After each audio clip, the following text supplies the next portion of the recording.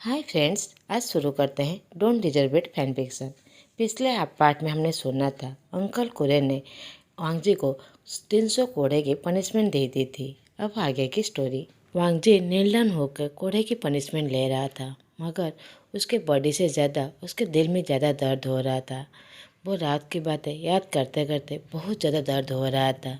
अब धीरे धीरे वांगजी के शरीर से खून निकलने लगा था, मगर ये एहसास वांगजी को भी नहीं था, क्योंकि उसके दिल में शरीर से ज़्यादा दर्द था।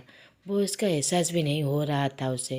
मगर अंकल कोरेन ये सब कुछ देखकर उन्हें बहुत ज़्यादा दर्द हो रहा था, क्योंकि उनका नेफ्यू पहली बार था जो पनिशमेंट ले रहा था, वो भी इतना कठोर। उनके दिल में बहुत ज़्यादा दर्द हो रहा था, मगर उससे ज़्यादा उन्हें गुस्सा आ रहा था। वह अपनी मुट्ठी को टाइट करते हुए अपने आप से कहते हैं, मेरी शिक्षा में कोई गलती रह गई जो वांगजी ने इतनी बड़ी गलती कर दी। सिचेन अंकल के पास आकर उन्हें शांत करने की कोशिश करता है। उससे भी भरोसा नहीं था कि वांगजी ने ऐसा कुछ किया होगा, मगर उसे पता है कि उसका भाई कभी भी झूठ नहीं कहता।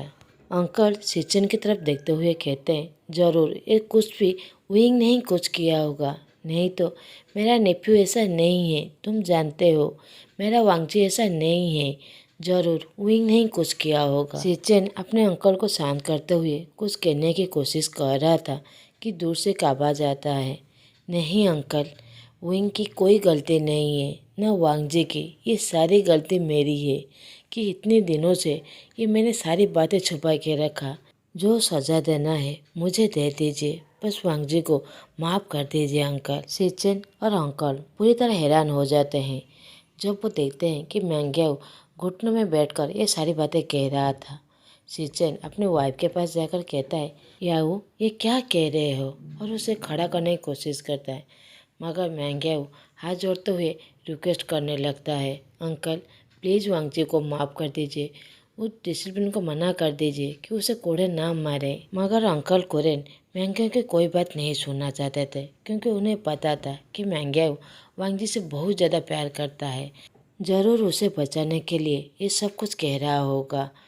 दूसरी तरफ वांगजी अपनी साउजी की तरफ देखकर ये कहना चाहता था कि आप ऐसा कुछ भी मत कहिए, क्योंकि ये सारी गलती मेरी है, मगर ये बात दर्द के वजह से मुंह से नहीं कह पा रहा था, बस अपनी साउजी को नरम आंखों से देखे ही जा रहा था। अंकल कुरेन बहुत ज़्यादा गुस्सा हो जाते हैं। वो मैंग्याओ की तरफ देखते हुए कहते हैं, मुझे पता है तुम वांगजी से बहुत ज़्यादा प्यार करते हो, मगर उसने जो गलती की है उसकी तो पनिशमेंट मिलनी ही चाहिए। उसका सपोर्ट लेना बंद करो। मैंग्याओ हाथ जोड़ते हुए कहता है, नहीं अंकल, ये सारी गलती मेरी भैया जिन गोंगियन और मेरी बहन लिंग की है, और मेरी, जो मैं सब कुछ जानकर भी आप लोगों के सामने इतने दिनों से सच्चाई छुपा के रखा। सिचेन जो अपनी वाइफ की तरफ हैरान नज़रों से देख रहा था, वो अपनी वाइफ को हिलाते हुए कहता है, क्या कह रहे हो, क्या हुआ है, तुम्हारे भाई बहन ने क्या किया है। मैंग्याओ अपना सर झुका लेता है और धीरे धीरे कहता है, वांगजी के शादी के दिन मेरे भाई और मेरी बहन ने दोनों ही आनिंग के बारे में झूठी बातें वांगजी के मन में भर दिया था, जिसके वजह से वांगजी इतने दिनों से हमारे आनिंग से इतना ज़्यादा गुस्सा था, और ये सब कुछ उसी गुस्से के वजह से उसने किया। अंकल कोरेन पूरी तरह शॉक में चले गए थे। मैंग्याओ अपने अंकल की तरफ देखकर बातों को कंटिन्यू करते हुए कहता है, अंकल, मेरी बहन लिंग वांगजी से प्यार करता था, वो वांगजी से शादी करना चाहता था, मगर जब वांगजी ने शादी से इनकार कर दिया तब वो बहुत ज़्यादा गुस्सा हो गया था। इसी वजह से उन दोनों ने ही शादी के दिन ही वांगजी के मन में ये भर दिया कि आनिंग गलत है, और वो उस रात की हर बातें अंकल के सामने साफ साफ कह देता है। ये सारी बातें सुनकर सिचेन और अंकल पूरी तरह शॉक हो गए थे। दोनों एक साथ कहते, क्या? अंकल कोरेन कुछ कहे उससे पहले ही मैंग्याओ हाथ जोड़कर माफ़ी मांगने लगता है और कहता है, अंकल, मैं उसी दिन ही सिचेन को सब कुछ कह देना चाहता था, मगर मेरे पापा ने मुझ पर गुस्सा हुए और मुझे कहा था कुछ भी नहीं कहने के लिए। पापा ने कहा था अगर मैं कुछ कहूँगा तो आप मुझे सिचेन से दूर कर देंगे, मगर अंकल, मैं अपने हस्बैंड से बहुत ज़्यादा प्यार करता हूँ, मैं उनसे दूर नहीं रह सकता था, इसीलिए मैं नहीं कह सका। मुझे पता था कि यहाँ की रूल्स बहुत स्ट्रिक्ट है। अगर मैं कह दूँगा तो आप मुझे मेरे घर भेज देंगे। इसी डर से मैं नहीं कह पाया, मगर मैंने वांग जी को बहुत समझाने की कोशिश की थी कि आनिंग ऐसा नहीं है, मगर वांग जी का गुस्सा हमेशा उसके आगे आ जाता था। दूसरी तरफ वांग जी जैसे ही वो म्यांग्या के मुंह से सारी सच्चाई सुनता है, उसके दिल में और ज़्यादा दर्द होने लगता है कि उसने बिना वजह अपनी विंग से इतनी बड़ी सज़ा दे दी। अब वो शादी के पहले दिन से आज तक जितनी सारी बातें हुआ था उसे याद करने लगता है। विंग ने हमेशा कोशिश किया था कि वो अपने हस्बैंड का दिल जीत सके। हमेशा ढेर सारी बातें करता था कि वांग जी जैसे उसकी बातें सुने, मगर वांग जी ने कभी भी उसकी बातें नहीं सुना था, हमेशा उसे इग्नोर करता रहा। शादी के पहले ही रात पर मैंने उसके साथ कैसे बर्ताव किया था, और उस दिन मैंने तो उसके कलाई को खींचते हुए सारे रूल्स को रात भर जब पढ़ने के लिए कहा था। उसने रोते हुए सारे रूल्स पढ़ता रहा, मगर उसने एक भी मुझे लफ्ज़ नहीं कहा था। उस दिन से तो उसने मुस्कुराना ही बंद कर दिया था। वो फिर से याद करने लगता है कि मैंने उस दिन उसे बस ये याद करने के लिए कहा था कि शादी के बाद दूसरों से फ्लर्ट करना नहीं चाहिए, मगर शायद उसने ये सोच लिया होगा उसकी हंसने के वजह से मैंने ये पनिशमेंट दिया था। उसने कितनी बड़ी बातें गलती सोच ली थी। नहीं, ये गलती भी मेरी ही थी। उसने तो बस एक भाई समझकर हंसकर बातें कर रहा था, मैंने तो गलत समझ लिया, तो वो मेरी बातों पर कैसे सही समझता। ये सोचते हुए उसके दिल में और ज़्यादा दर्द होने लगता है। अब ये जो घोड़े के बाहर उस पर कोई भी हावी नहीं हो रहा था। वो बस यही सोच रहा था कि वो घोड़े जल्द से जल्द ख़त्म हो जाए और वो अपने विंग के पास जाकर माफ़ी मांगे वो सारी गलतियों की जो इतने दिनों से वो उसे दे रहा था।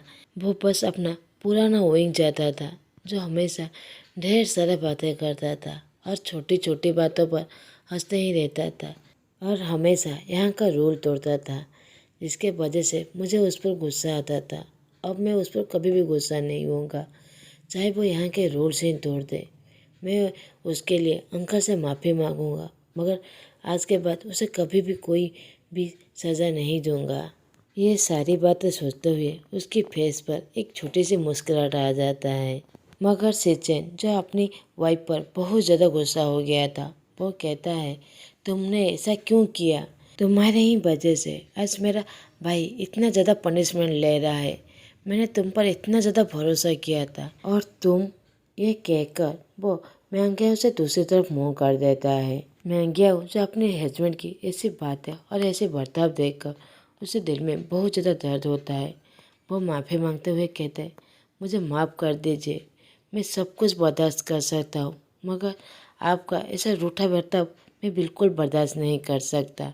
चाहे तो आप मुझे कोड़े दे दीजिए, मगर मुझसे मुंह मत फेरिए या फिर मुझे यहाँ से जाने के लिए मत कहिए।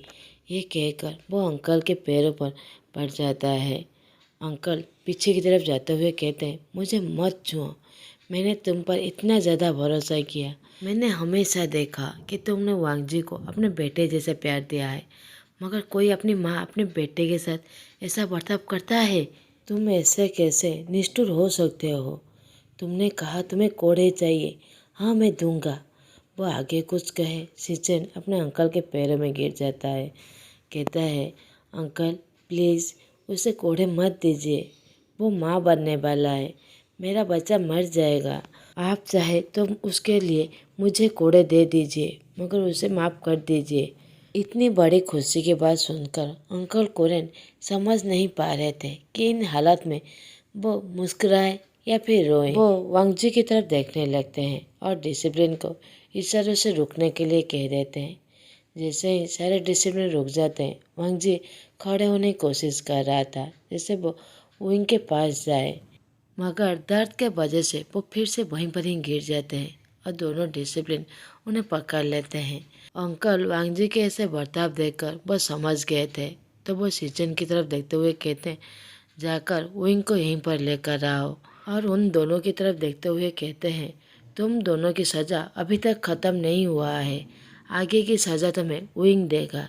तुमने उसके साथ बुरा किया है तो सज़ा वही तुम दोनों को देगा। वांग जी अपने मन में सोचता है, जो भी सज़ा देगा मुझे स्वीकार है, चाहे वो कितना बड़ा भी क्यों ना हो।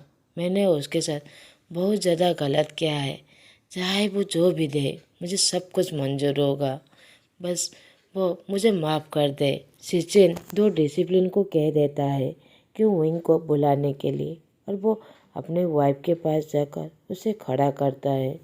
मैंग्यांग खड़े होकर सिचिन की तरफ देखते हुए माफ़ी मांग रहा था कि उसे माफ़ कर दे, मगर सिचिन जो अभी तक उस पर नाराज़ था उसकी तरफ देख ही नहीं रहा था, जो इस बात पर मैंग्यांग को बहुत ज़्यादा दर्द हो रहा था। वो सोच रहा था अगर आनिंग उसे सज़ा देते, जो भी सज़ा दे वो उसे स्वीकार कर लेगा तो उसका हस्बैंड उसे माफ़ कर देगा। दूसरी तरफ अंकल जो किसी को कुछ तो नहीं कह रहे थे, मगर उनके दिल में बहुत ज़्यादा दर्द हो रहा था कि बिना सोचे समझे, बिना सुने वो विंग को कितनी सारी गालियाँ दे दी थी, और साथ में उसे यहाँ से जाने के लिए भी कह दिया था। ये सारी बातें सोचते हुए वो बहुत ज़्यादा गिल्ट फील कर रहे थे। वो अपने ख्यालों में ही खोए हुए थे, तो दो डिसिप्लिन दौड़ के आकर कहते हैं, master master, second madam Lan अपने जिंक्सी में नहीं है। सभी एक साथ कहते हैं, क्या? मैंग्यांग कहता है, ऐसा कैसे हो सकता है? मैंने कुछ ही देर पहले उसे बातें की थी, वो जिंक्सी के अंदर ही था। वांग जी कहता है, शायद वो गार्डन में होगा। वो जब भी परेशान होता था या दुखी होता था तो वो गार्डन के पास ही जाता था। सभी ये बात सुनकर उसकी तरफ देखने लगते हैं। वांग जी बहुत ज़्यादा नर्वस हो जाता है और कहता है, क्या हुआ? वो मेरी वाइफ ही है, इतना तो मुझे पता होना ही चाहिए। अंकल कुरन गुस्से से कहते हैं, और भी बहुत कुछ पता होना चाहिए। दूसरों की बात सुनकर भरोसा करने से पहले एक बार विंग से सच्चाई जान लेना चाहिए था। वांग जी अपना सर झुका लगता है और माफ़ी मांगते हुए कहता है, माफ़ कर दीजिए अंकल, मुझे कभी भी नहीं लगा था कि इसके पीछे इतना बड़ा राज होगा। वो दोनों डिसिप्लिन गार्डन के पास चले जाते हैं और कुछ देर बाद वो दोनों लौट के आकर कहते हैं, मास्टर वो गार्डन में भी नहीं है। तो सभी चौंक जाते हैं। तो कुरन सभी की तरफ देखकर ऑर्डर देते हुए कहते हैं, अभी के अभी विंग को ढूंढ के लाओ, वो कहाँ पर है। वहाँ पर खड़े सभी डिसिप्लिन और सिचन चले जाते हैं विंग को ढूंढने के लिए। आंगजी भी जाना चाहता था, मगर वो जैसे ही खड़े होने की कोशिश करता है वो फिर से नीचे गिर जाता है। तो अंकल वांग जी को मना कर देते हैं और उसे वहीं पर बैठने के लिए कह देते हैं, और एक डिसिप्लिन को कहकर डॉक्टर को बुलाने के लिए कह देते हैं। कुछ देर बाद धीरे धीरे सभी लौटकर अंकल के पास आ जाते हैं। सिचन कहता है, अंकल मैंने सभी जगह ढूंढा, मगर विंग कहीं पर भी नहीं है। धीरे धीरे सारे डिसिप्लिन आकर वही बात कहने लगते हैं। सबसे पीछे एक डिसिप्लिन आकर कहता है, मास्टर बाहर खड़े हुए गार्ड्स ने कहा वो सेकंड मैडम लान को बाहर जाते हुए देखा था। जब उन्होंने पूछा था तो मैडम लान ने उन्हें कुछ भी नहीं कहा, वो बस वहाँ से चले गए। ये बात सुनकर जैसे सभी के ऊपर एक बिजली का तार पड़ गया था, मगर वांग जी के ऊपर जैसे एक पत्थर ही तो पड़ गया था, जैसे वो उसे खड़े होने की उम्मीद भी नहीं दे रहा था। वांग जी बहुत मुश्किल से खड़े होते हुए कहता है, मैं अभी विंग को ढूंढने के लिए जा रहा हूँ। जैसे ही वो एक कदम बढ़ाता है वो वहीं पर ही नीचे गिर जाता है।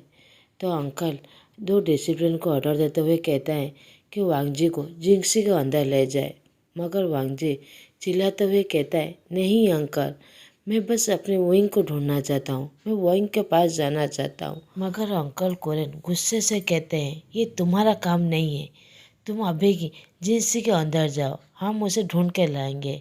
ये कहकर वो सारे डिसिप्लिन और सिचन को कह देते हैं जाकर विंग को ढूंढने के लिए। वहाँ से सभी विंग को ढूंढने के लिए बाहर की तरफ चले जाते हैं। अंकल खुद को गालियाँ देने लगते हैं। उन्हें लगता है कि उन्हीं के गाली के वजह से विंग यहाँ से चला गया। उन्होंने उसे कहा था कि यहाँ से जाने के लिए, वो अपने दिल में लगा लेते हैं, शायद इसीलिए वो यहाँ से चला गया। ये बात पूरा सच नहीं था, मगर थोड़ा सा सच जरूर था कि अंकल कुरन के वजह से ही विंग यहाँ से चला गया था। आज का पार्ट मैं यहीं पर ही ख़त्म करता हूँ। आप लोगों का मेरा एक्सप्रेशन अच्छा लगे तो प्लीज़ लाइक, कमेंट और सब्सक्राइब कर दीजिएगा। Thanks for watching.